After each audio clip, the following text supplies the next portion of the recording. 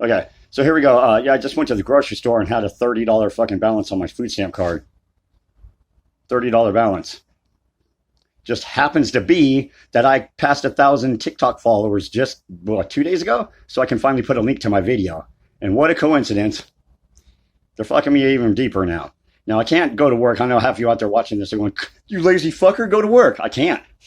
I went to work for 6.5 years without a paycheck. Would you do that? I love my job. I love to work. I love what I do for a living. And shit, they won't let me go. They steal my paychecks.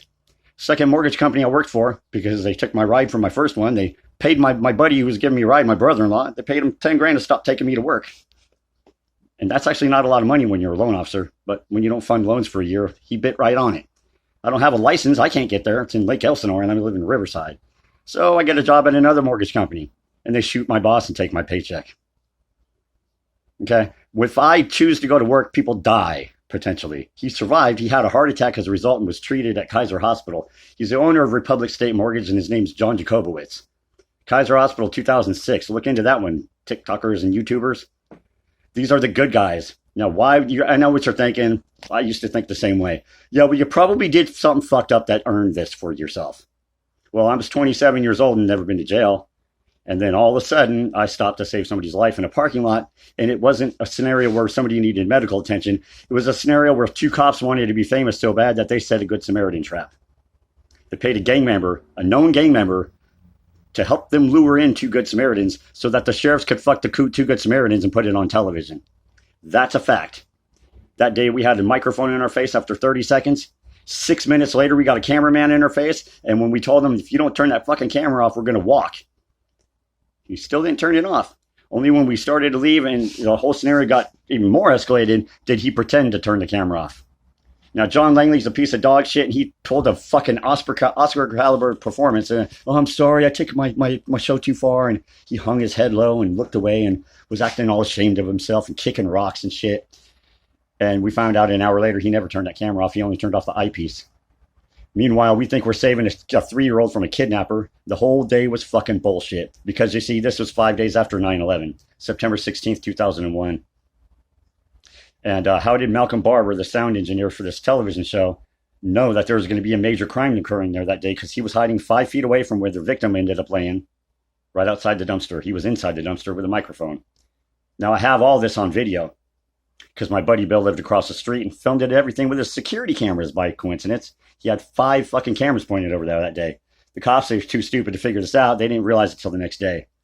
They showed back up at Bill's house in Highgrove and told the whole neighborhood saw him. They were threatening him over the fence, saying that they would kill him if he didn't give the videotapes up from his security cameras, because they caught my 5.5-hour assault on video, and the truth is in those tapes. By the time they got there the next day, there wasn't 5 cameras anymore. There was 4.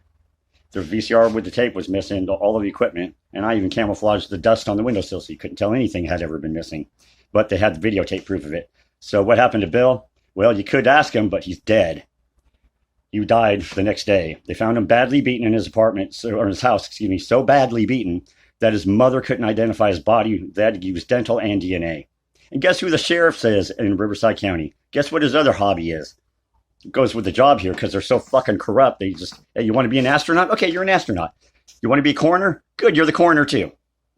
Fuck all the medical knowledge you need in the medical school and the ME training, not in Riverside. You just got to have a shiny piece of metal on your chest. That shiny piece of metal enables you to do anything. And the neatest feature of that shiny piece of metal is if you press it the right place, you're void from sin.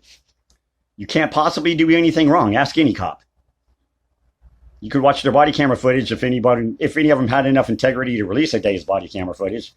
They would agree that everything they did that day that was good was, oh yeah, it's me. Did you help that old lady cross the street? Oh yeah. And I'm not saying cops don't do some good, but that don't give you fucking permission to go out and fuck innocent people and do bad. All right, you're supposed to answer to a higher calling, not a lower one. Okay, so fuck you. Now we're gonna you want to get to swinging. You're taking food out of my mouth now, motherfucker. Now we're really gonna get down to some shit. So, are you a gang member? Are you a gang member?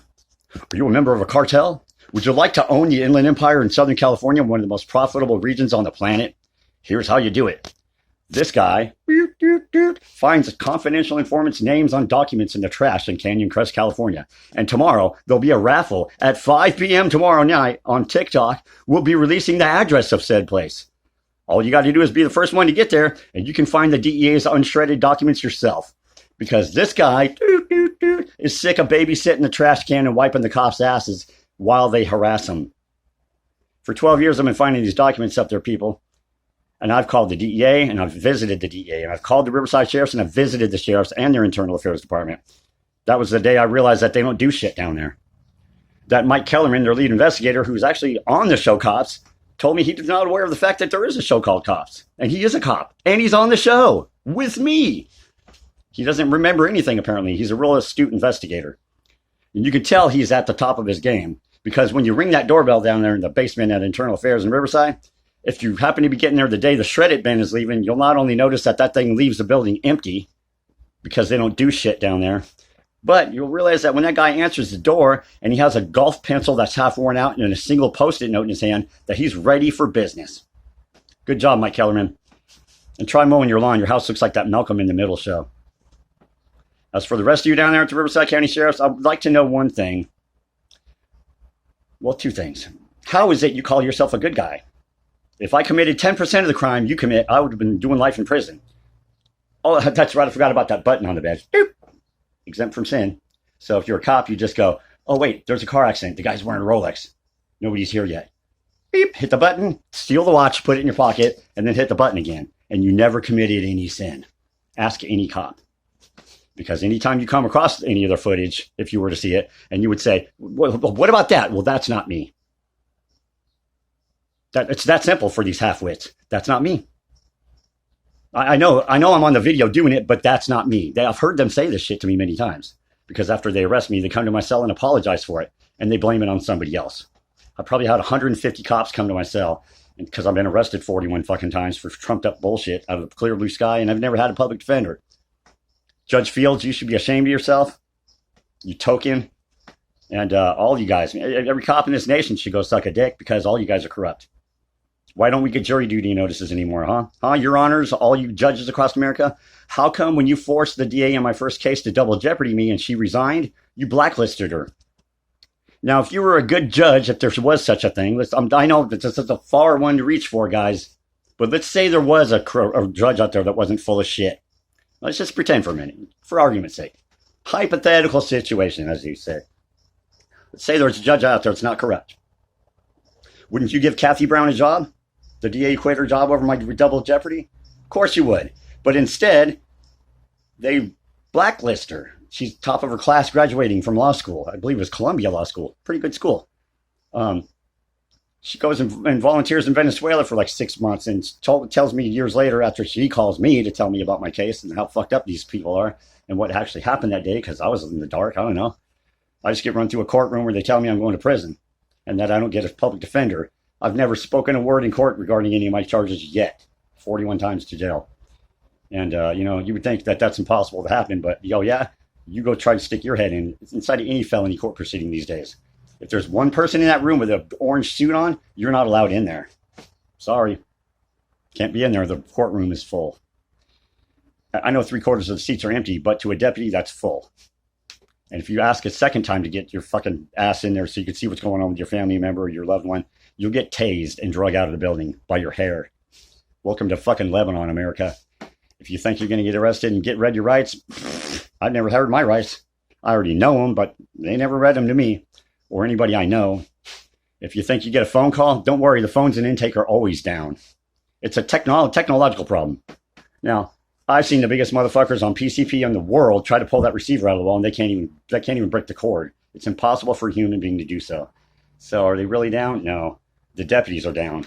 Down syndrome. Okay?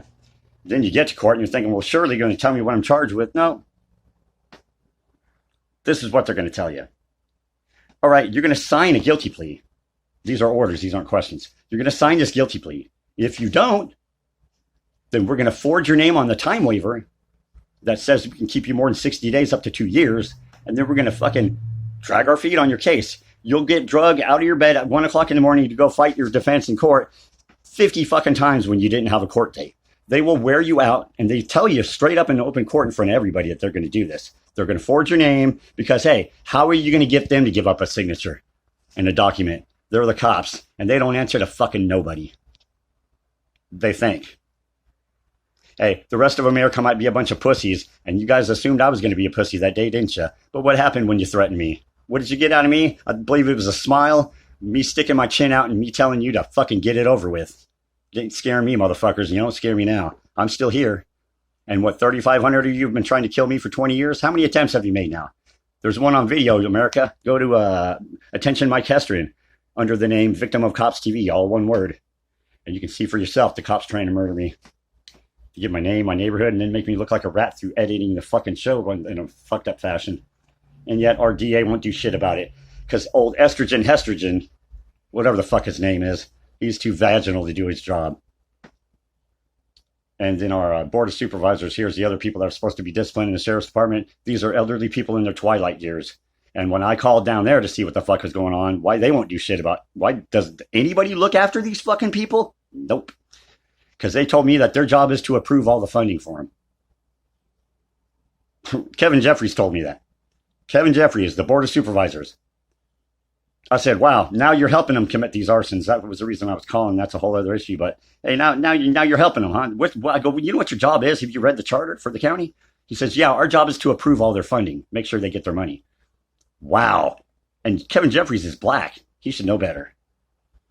Maybe he was raised by a white family. I don't know. Maybe, I mean, fuck, you watched The Fresh Prince of Bel-Air one time and you know that fucking black people don't get a fair shake in anything. They all know how corrupt the system is. So, you know what? I'm just saying, you know, it ain't going to affect me much here, Bianco. I've been through so much shit that I'm trained. You guys thought you were wearing me out and you were training me. So you can take the food stamp card and shove it up your ass. Don't matter to me. Because I can get better food out of the trash here than I can from the grocery store. Because this is the ghetto. We all know how to make it. And if I were you, remember, all I got to do is convince a jury of my case. The truth sells itself. I ain't never done no wrong. And if I weren't telling the truth, then I wasn't such a threat to you. Why are you fucking with me so much? Truth sells itself, Bianco. And you're taking my food out of my mouth now, and I'm unable to make any other kind of a living. I think it would be pretty easy to convince a jury of why I had to defend myself with violence against your deputies. Don't you think? And I'll give you one last little tidbit of a clue of who I really am.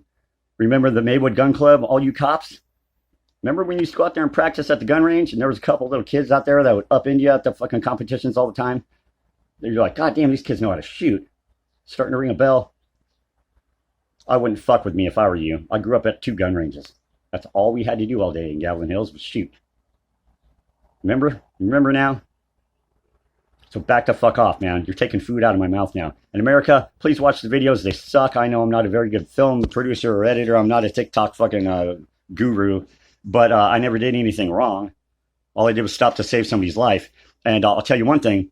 If it's you bleeding in the parking lot next time, I'm stopping to save you. I don't care who the fuck you are unless I see a badge on you. And then I'm just going to stop to spit on you. All right? So please watch the video for the cause. Share it for the cause. Because if you've ever been fucked by the police, you know what it's all about. And go to your local jury services and find out why they don't get jury duty notices anymore. It'll scare the shit out of you. Round 1. Ding, ding. Stand by for round 2, Bianco.